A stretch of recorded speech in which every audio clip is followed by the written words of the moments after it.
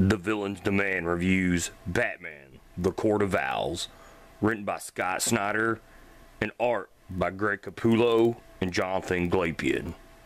Hey guys, this is The Villain's Demand. I'm Evan the Great. This is Justin Von Doom. This is Hero Man. Today we're bringing you another comic book review over the New 52 Batman issue 1 through 7.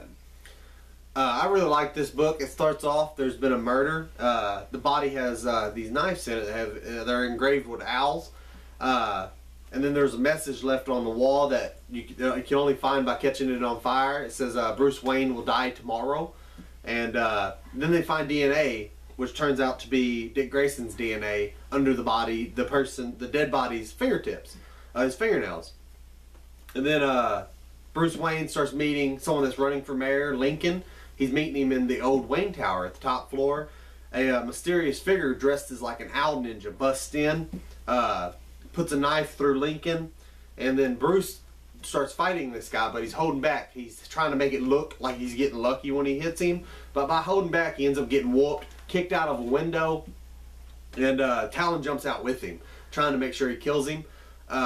Bruce, knowing the building, he knows there's a gargoyle he can land on. He ends up saving himself. Talon falls to the floor, all the way down to the ground. Doesn't kill him. You find out later why it doesn't kill him, because he can regenerate if you give him enough time.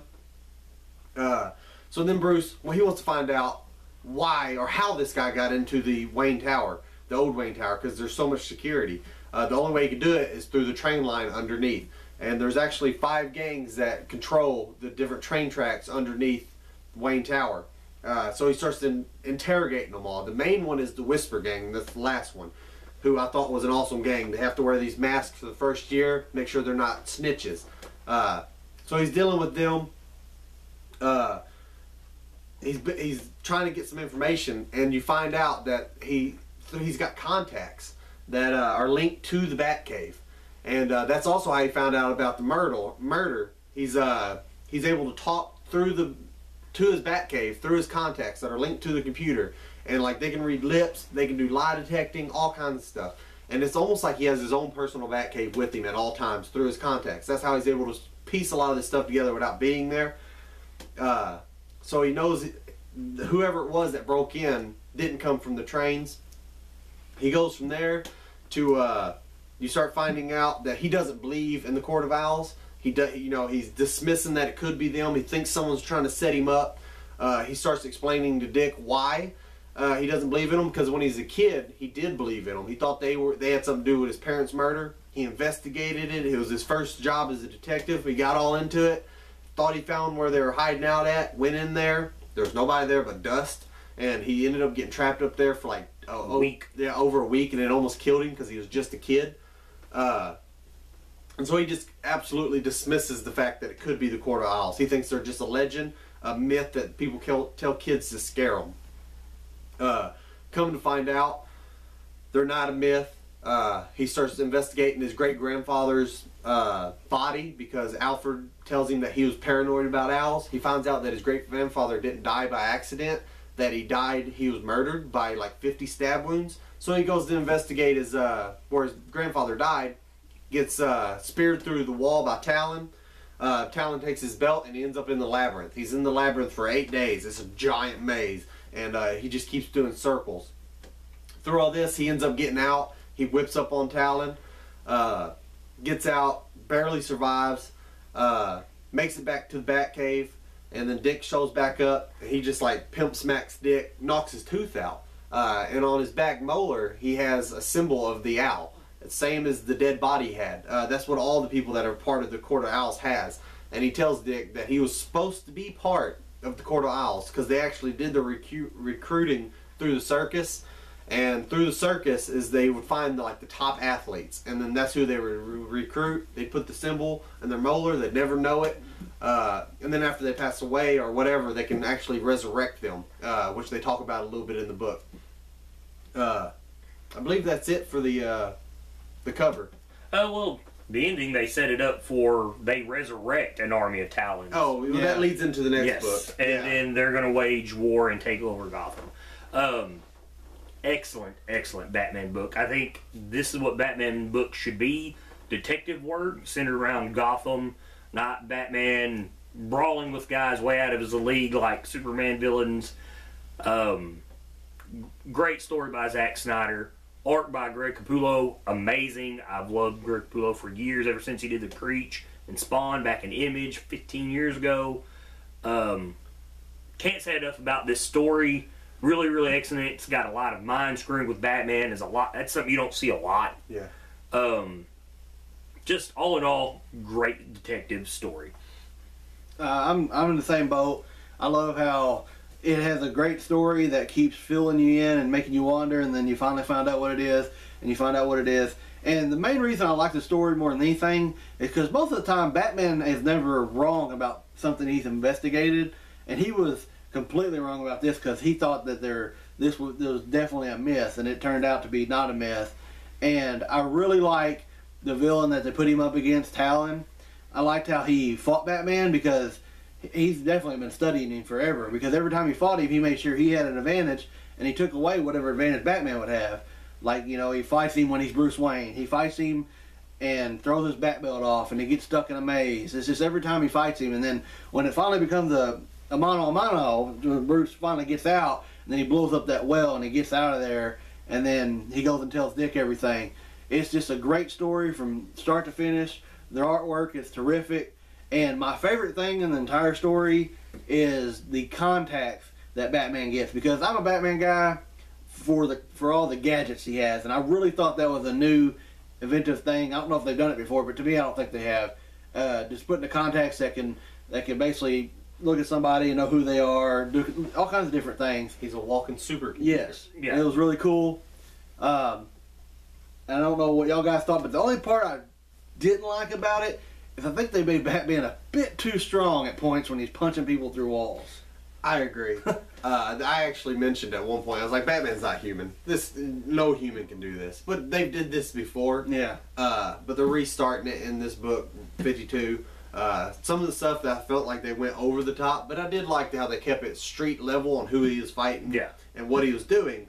But he's punching people through brick walls. He was going 8 days without sleep or food. He was just drinking some drugged water. I felt like he was a little over top, but I want to touch on what I liked about the book.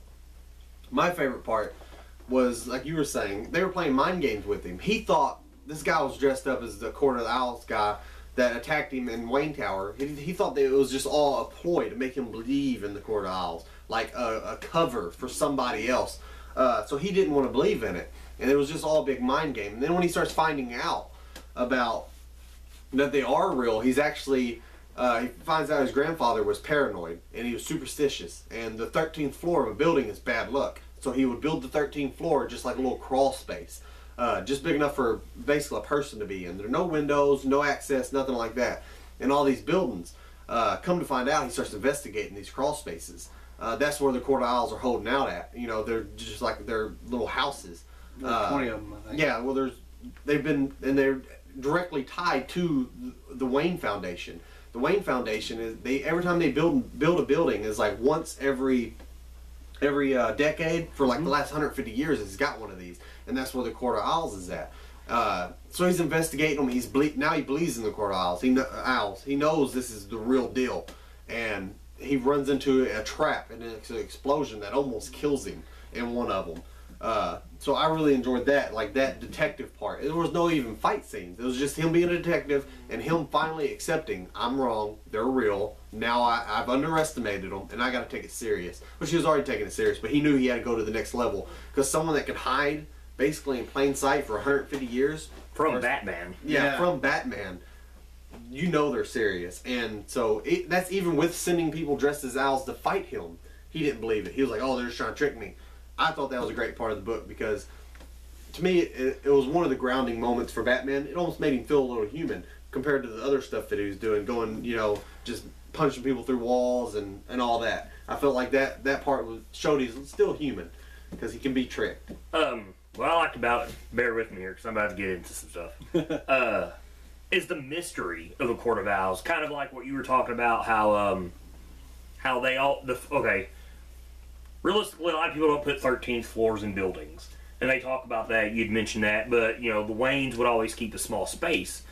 Well, the mystery of the Court of Owls is when they're talking about how the Court of Owls is in everybody's family, and Bruce don't believe it because he's never been able to track it down. We'll come to find out that his great grandpa Alan Wayne has built a fund for architects to build the skyline of Gotham. That's what he knows.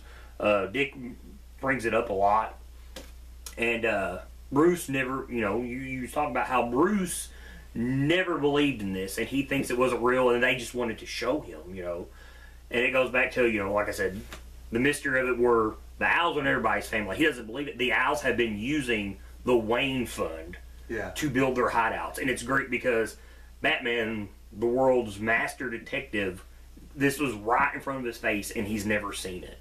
Now, that in a sense, that also bothers me because over the years, a lot of your big heroes get an origin almost revamped. Superman's bad about it. And I don't like that, but I really like this with this because it doesn't alter his origin any, it just plays onto it. Because it's always been Joe Chill. Joe Chill killed his parents. Well, now you find out that since it's the Court of Owls that's hired Joe Chill is what they're leading on to.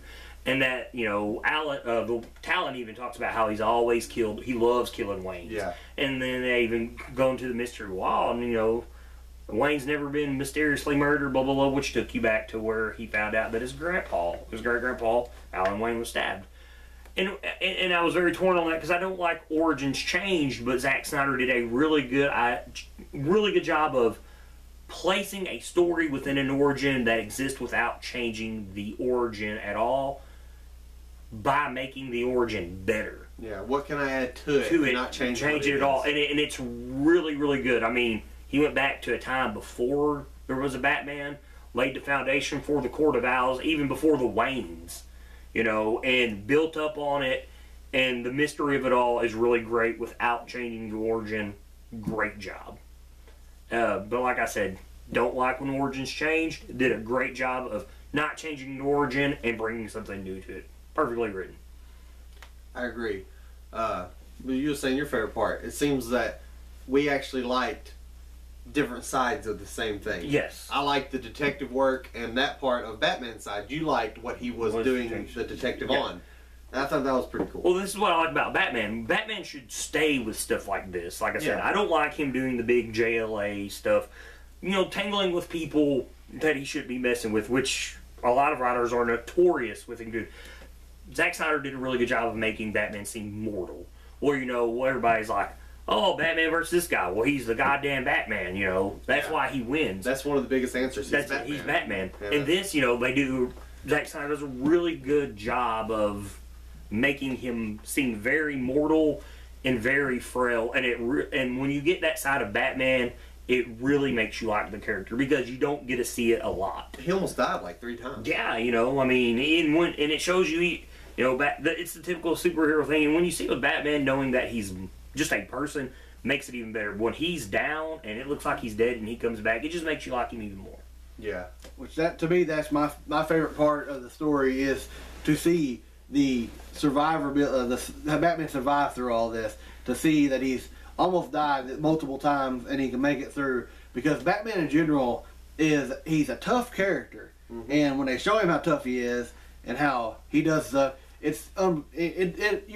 human should be able to sleep as less as he does, especially in this story where he's getting basically no sleep. He's getting beat to hell every day, kicked out of a window. But he's trained himself to be like I know, that, it's just it's so vibrant. It's a little too much. Yeah, Alfred has to drug him. Yeah, that's what I liked about it. That was really nice. Yeah. Because Alfred knows, and even Dick brings it up. They know that Bruce needs to sleep, and that's one of the things. Sometimes you read Batman, you'll see Batman take like a 5-minute cat nap, and then he's right back up. And it's nice to see that behind the scenes they're doing something for his betterment. Which I'm sure when he finds that out, he's gonna be pissed. Yes. Very, very pissed.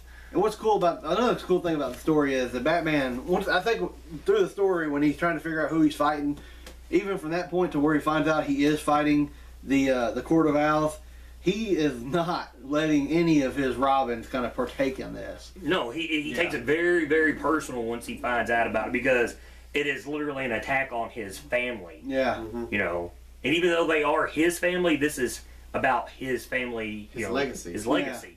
You know, because he even talks about that. You know, this is my city. I know this city to the foundation. The Court of Owls are like, no, you don't. This is our city. It's always been our city, and now we're here to take it over. It's just cool. My favorite scene out of all of it is actually not even an action scene. Nothing that's part of the story. It's where he's got the contacts, and him and all three Robins are sitting there in the tuxes. Because to me, that puts it what the story is about his family. Those are his sons, and they really are. And I like the way that they all act. Well, so far anyway, the way they're all acting, the way, and it talks about who has, you know, what kind of access level they have, and then you find out how high Alfred is on the access level, and also to find out he's drugging him to make him go to sleep is really cool. It's because they care about Yeah. it. And sometimes one thing I wouldn't say I didn't like in the story, but I like Dick Grayson a lot. I think he would have actually We know you followed. love Dick. I know he's supposed to be a Talon in this too, but I don't know. Yeah. Anyway, he's supposed to. I think that he would to eventually follow Bruce or try to, and then Bruce would have sent his ass home. And that didn't happen. I was waiting the whole time. I'm like, he's going to try to follow him out there, and he's going to send him home. But it never happened. He just kept trying to tell him, don't underestimate Yes. it. It could Yeah. be them, and he didn't want to accept it Yeah. until it was really too late. Which is how he got stuck in the labyrinth. Exactly, yeah. Yeah. It was too late. He already let it go too far. So then he gets stuck in the labyrinth, which I thought was a great part of the story. I think that's a highlight of the story. Yeah, it was just him hiding in the shadows because he knew they were watching. Try not to go crazy. Trying not, but he was crazy. Yes. He was seeing stuff. He knew he could. He didn't want to drink the water, but knew he had to, and he knew he was drugged, and it was making him hallucinate. He wasn't sleeping, wasn't eating, and he would go through it, and he'd be like, "Gotta get back to the shadows. Gotta disappear. Gotta disappear." And he'd get in there, and then he'd go to the next part, and he'd end up in a room with a bunch of pictures, and there were all the people that they've killed. Which, this is just Bruce putting this together. He's like, "This is all the people they must have killed," because the very last one is a picture of him, Batman. So he's putting it together, and so then he leaves that room, and he winds up in another room with a bunch of like coffins, and he's like, "Oh," and it's got pictures of kids. He's like, "Are these kids they enslaved and made part of their army?" So he's kind of putting that together. And then he leaves that room, and he's like back in the room with all the pictures. He's like, "Oh, how'd I get back in here?" And he's just going through all this to the point, like he goes through the floor, like rips up tile, goes to the floor, ends up back in the picture room, goes around, ends up back in the fountain, and it's driving him nuts. To the point that you actually reading it, you tell that Batman is almost insane at that point. And I thought they did a great job. That's what I like about it, because it grounds him. It makes him mortal, and and it's just the owls showing him how below them he is, just how powerful they are. Because he talks about when him and Talon have the fight there in the labyrinth. He's like, I know you've been leading me on to this, and they're leading him on to show them, how better they are than him. Because, he's talking about, I created these tricks, but he's going crazy, like, you can't outfox me, and they are. And that's what I love about this book. It makes him very mortal, very, very fragile, to the point, where it was great brought up about, them sneaking up on him when we was talking about the book earlier. He lets the Talon sneak up on him, and then, boom, shanks him from behind. And it's very, very rare you see that happen to Batman at all. Yeah. And it's really great to see, him grounded like that. Stabbed him completely through. Yeah, I mean, boom, right out the side. And I enjoyed, like you just said, he's talking about, you can't trick me, you can't do this, you can't, I invented these tricks. And he's trying to out-trick the person that's tricking him. And at the end, it comes down to, what? Sometimes you just got to dig deep, get up, kick some ass. And that's how he gets out. And I enjoyed that about it. Another part of the story that is Commissioner Gordon is in the story quite a bit. And Batman, he's spying on him a couple of times. He meets up with him, I think, once. And the part for the murders. Yeah. And the part I like about it is whenever Batman is missing, I think they actually burn the Batlight out. Is that where that happens? It eventually just goes out. It goes out because they leave out. he won't turn it off. And then shit's for real. Because the city's falling apart. Yeah. Because Batman's gone. Because looking for him. And it's great because Damian shows up. He's like, please, like he's trying to be a badass about it, and then he's like, please, because they know they're lost without him. And to me, that's what I really like about this story is Gordon is the close ally of Batman, has been forever. That's not part of the Bat family. And then he's sitting there, he's got the light on, and he's waiting on him, and you see Batman show up, and it goes back to where, Dick's telling him not to take this emotionally, and he is. And he's trying to hide that from all of them because the Batlight's going on, and then he leaves, and then Bullet shows up, and is talking about it, and, you can tell Gordon is very hurt by it, because he trusts Batman, he's been on Batman's side, for, since his crusade had started, and he's very hurt, and that's what I liked about it, because Batman, like Dick had told him, he's bringing up, don't take this, lightly, and where he is, and then he realizes that he's gone too far. And it's to the point where he's cutting everybody out, and when he cuts out Gordon, the guy that helps him run the city, it's bad, and it's very, very sad to see him do that. And he tries to hide it from himself, though. Yeah. Because he talks about when he was a kid that his first job as a detective, finding the Court of Owls. He talks about he learned after that mission, after he almost died, to never take a mission or a job serious. I mean, not serious, emotionally. Personally. Don't let his emotions run it, because then you'll start thinking things are clues that aren't clues, because you want them to be clues. Because he was a kid and he wanted so bad his parents' death to have a reason. He just couldn't accept that they were just randomly killed, and so he let his own emotions run his clues and his detective work, and he talks to Dick about that. Yeah. And that just gives you that whole sense that he's lying to himself. He's trying to convince himself that he's not letting his emotions run it. And Dick and Alfred and Gordon and all them, that they know. They're just there, but they know Batman. They can't step in and stop him. They can just be that wise word. But it's to the point that he's cutting them out because he don't want to hear it. He's trying to ignore the fact that he is letting his emotions run it, and I really like that. Yeah, I do too. Like I said, there's so much stuff like that in this book that makes him grounded. Yeah, makes him very mortal. He's not the immortal Batman the city knows, and he's literally slowly falling apart. Yeah, it's like for over 100 years, it's like his family name is tarnished with something he never thought was true. Yeah, and that would make you emotional. Yeah, I mean, and it goes back into his family dying. Yeah, but we keep talking about how mortal and how grounded he is, but then they have the flip side where it almost seems like he's not mortal. Yeah, and he's not grounded. Like one guy, Lincoln gets stabbed and he's in the hospital, and Bruce shows up. And he's like, I don't know how you're doing it, Bruce, because he's just walking around fine. He's like, you got stabbed 3 times and fell 30 stories onto a gargoyle. Yeah. And you're fine. And he is. You couldn't even tell he's hurt. And he keeps doing that. And the beating and stuff that he took. And then when he gets out of the labyrinth and he shows back at the Batcave, Talon's there. And at first he's freaking out, and then he realizes that he's dead. Yeah. And so instead of getting rest and recuperating, he goes right to investigating. And to me, that stuff, if someone really went through what he just went through, he got stabbed through the stomach, through the back, beat down, hasn't slept or ate in 8 days, and just, if all that, it seems supernatural, superhuman to me, that part of him. But mentally and emotionally, he was grounded as a human, but I felt like physically and willpower wise that he was not grounded as a human, because some of that stuff was just over the top. And then through all that, he had to be weak and dehydrated and drugged and everything else. He's able to whoop Talon, kick him and punch him through like 3 walls.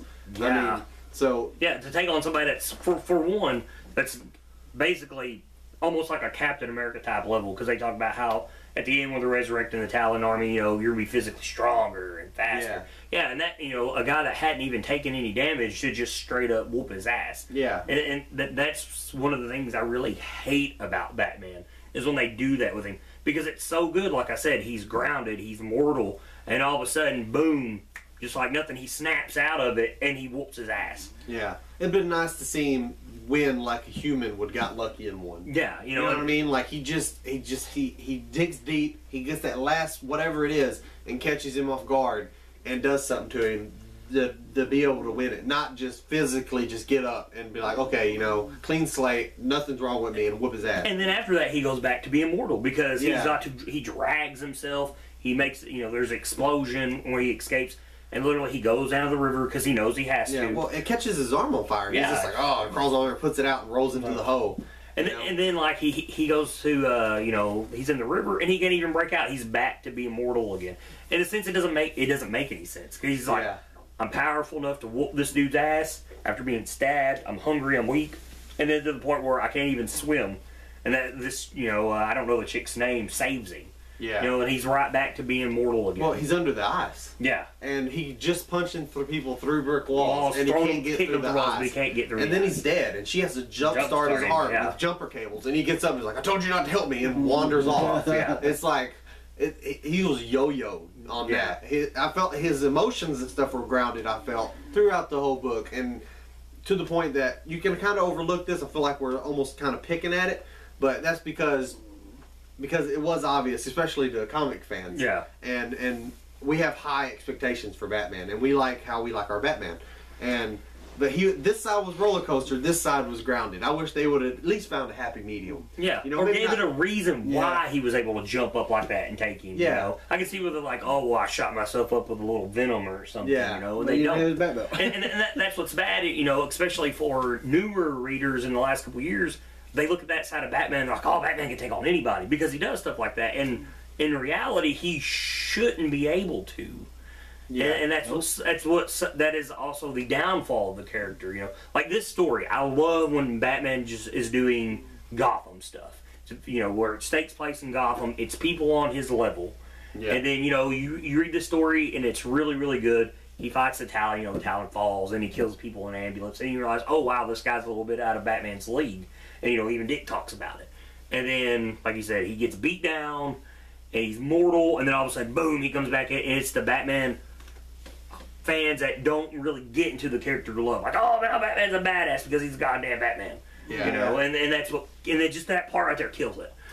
Yeah, I agree. Like I was saying, I'd enjoy the character better if he was getting beat down, and then he like, say when he's in the room with all the pictures, maybe there was like a giant owl statue on the wall, and he like, instead of punching him through walls and just whooping him, he sees, oh God, this is my chance, and he gets that last little burst and like slams into him and like starts and purposely fighting by the wall, hitting it to get the owl to fall or something. You know, little the explosion to take the owl. Yeah, little stuff like something that, where he actually has to think his way out of it. Or he's talking about he loves Batman because of the gadgets. Why not use gadgets to beat him? You know, something rather than just the fact that he ignores the fact that he's fucking Batman. Human. Yeah, he just gets up and and I think that's what's bad about DC. They want him to be like Captain America so bad. They want him to be that, you know, above peak human physical specimen, and in the end that kind of kills him. You know. But even Captain America can be broke down. Yes, even and you know, once you broke down to that level, sometimes your skill and your just physicalness can't get you out of it. It takes luck. Yeah. It takes timing. It takes, you know, smarts, and it takes stuff. It takes the tricks he was even talking about during his insanity to get out of a situation. They should have used that instead of just letting him be badass. Yeah, he's also known for all of his training, and he's went around the world and learned all this different shit. And he didn't use it. It was using brute force punching him through stuff. Well, it's like you know, it's where he was having the flashback with his parents, which is that's what's crazy. It's a really nice touch to him, and I understand that's what motivates him, but I don't think it should have motivated him to the point where he became that badass all of a sudden. Yeah. And it was, I understand it was like a brief adrenaline surge, but compared to what the Talon was, it shouldn't have been enough to take him out like that. And how did he have any adrenaline left? Exactly. Yeah, he would have been running on adrenaline. Yeah. You know, and to me, that is the only downfall of the book, is this right here. Yeah. Because the book starts off great. You get what Batman is, like, you know, Evan Great was talking about with the gadgets, the contacts. That, I mean, the contacts right there is a great way to define him as being a badass, you know, because contacts are letting him know all this stuff. You know, reading the lips, letting people know if he's lying. You know, that's something that they should have used to let him beat the Talon instead of, you know, this little adrenaline push. The gadgets are his equalizer to those who are superior to him. Exactly. Yeah. It puts him on on his level to a degree. I mean, it shouldn't put him on Superman's level, and I know that's what's bad with the movie and stuff coming out.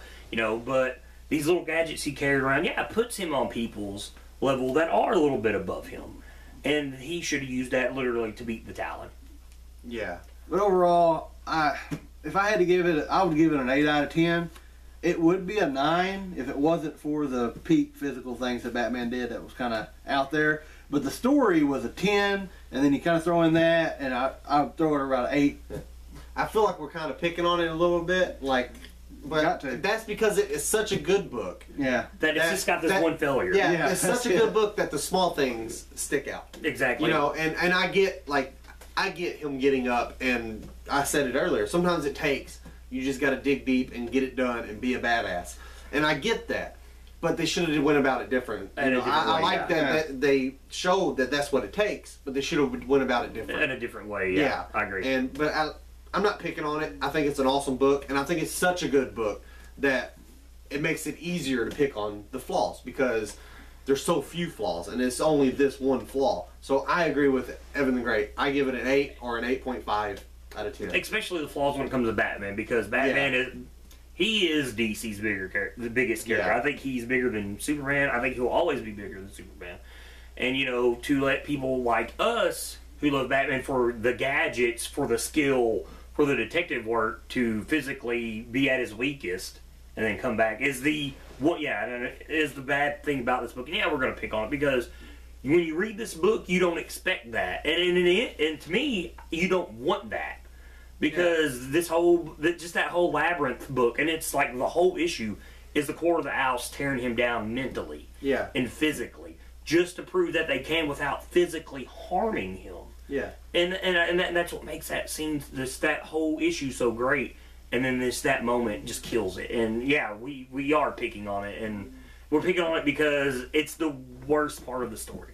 Well, I mean, one of my favorite things, if you just talk about the story of the whole as a whole, my favorite part of the story was the fact that you can step back and be like, wow, look what they're doing to Batman. Yeah, and it's a rare thing that happens. It's that rare. Yeah. And this isn't some Superman level. You know what I mean? Yeah, it's on his level. And I enjoyed that about it. And when you can sit back and be in awe about something like that, they should have let it finish like that too. Yeah. You should have been able to sit back and be like, wow, you know, that's how he got it done. You know, I didn't even see that coming. Like a little twist at the end or something.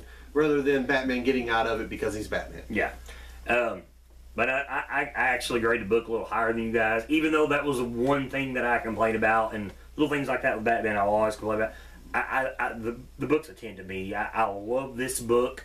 It's what really kicked off DC's 52 when it come out, and the Batman book is the one book that stayed in high regard through all that. And a lot of it's been garbage, and this book has stayed big for a reason, and it's something we will really get into when we cover the rest of the arcs in this book. After that is City of Owls, where they send the army of Talons out to the book, at the end of the book, to the city, and it's all-out war between the Bat family and the army of Talons, and it's great.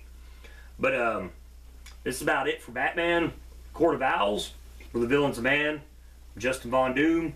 He's Hero Man. He's Evan the Great. There's a DC animated movie based on this called Batman and Robin. It has to do with the Court of Owls. We did a review on that. Check that out on our YouTube channel where you're probably watching this. Like us on Facebook. Follow us on Twitter. Keep reading, guys.